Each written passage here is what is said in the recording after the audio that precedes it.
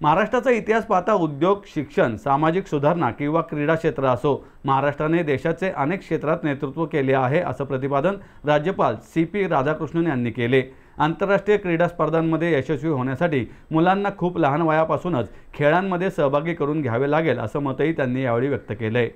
श्री शिवछत्रपती क्रीडा संकुल बालेवाडी येथे आयोजित श्री शिवछत्रपती राज्य क्रीडा पुरस्कार 2022-23 व 2023-24 वितरण समारंभात ते बोलत होते।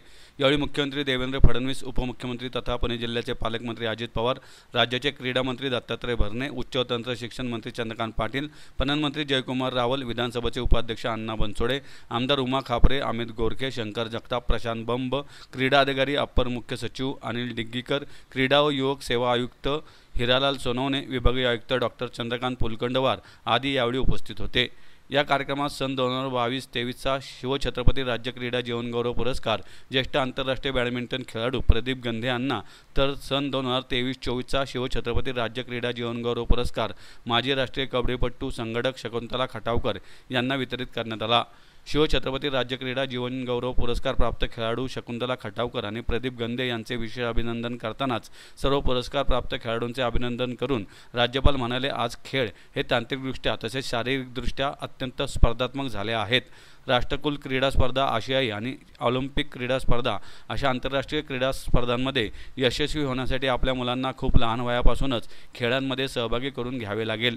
शाळा आणि पालकांनी मुलांना खेळ आणि स्पर्धांमध्ये भाग घेण्यासाठी प्रोत्साहन दिले पाहिजेत असंही ते म्हणाले। शिवछत्रपतींचे नाव या पुरस्काराच्या माध्यमातून खेळाडूंच्या नावासोबत लागत आहे असे सांगून मुख्यमंत्री देवेंद्र फडणवीस म्हणाले की ही आपण केलेल्या मेहनतीला एक प्रकारची राजमान्यता आहे। हा पुरस्कार प्राप्त खेळाडू, प्रशिक्षक, भूतपूर्व खेळाडू आदी सर्वांनीच आपली भूमिका ठरवून खेळाच्या आणि खेळाडूंच्या विकासासाठी आपले पूर्ण योगदान देऊ अशा प्रकारची मानसिकता बाळगावी।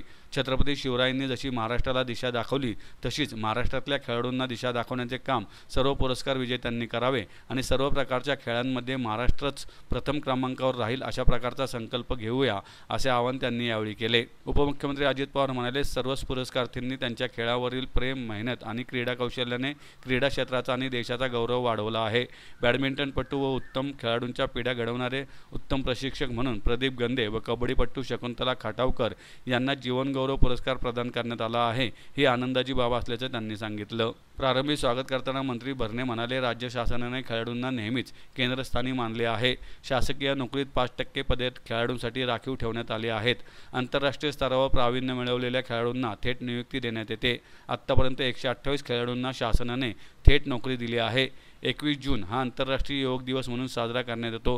प्रथमच योग क्रीडा पुरस्कार देण्यात येत असल्याचे त्यांनी यावेळी सांगितले। अलीकडच्या कॉम्पिटिटिव्ह अशा जगामध्ये जर सर्व सुसज्जित अशा प्रकारच्या सगळ्या व्यवस्थेसोबत आमचे खेळाडू गेले नाहीत तर त्या खेळाडूंना त्या प्रकारची स्पर्धा करता येणार नाही। म्हणून त्याचेही निर्णय आपण मागच्या काळामध्ये घेतले। दादांनी आताच सांगितलं की विशेषतः आपल्या ज्या जिंकून येणारे आपले जे सगळे खेळाडू आहेत, मग राष्ट्रीय स्तरावरचे असो, आंतरराष्ट्रीय स्तरावरचे असो, यांचा उचित सन्मान झाला पाहिजे। याकरता त्यांना आपण जे काही बक्षिसं देतो त्याच्या रकमेमध्ये भरीव वाढ आपण केलेली आहे। त्यांना मोठ्या प्रमाणात सामावून घेण्याकरता आपण आपल्या नोकऱ्यांमध्ये देखील दालनं उभी केलेली आहेत आणि थेट नोकऱ्या देण्याचा कार्यक्रम देखील मोठ्या प्रमाणात आपण या ठिकाणी करतो। यासोबत खेळाचे इन्फ्रास्ट्रक्चर जे आहे हे अधिक चांगल्या प्रकारे तयार केलं पाहिजे, हा आपला प्रयत्न आहे। तालुक्यापर्यंत चांगलं इन्फ्रास्ट्रक्चर तयार करण्याचा आपण प्रयत्न करतो आहोत आणि निश्चितपणे त्यातनं खेळाडूंना चांगल्या प्रकारच्या इन्फ्रास्ट्रक्चरचा लाभ झाला पाहिजे असा देखील प्रयत्न आपला चालला आहे।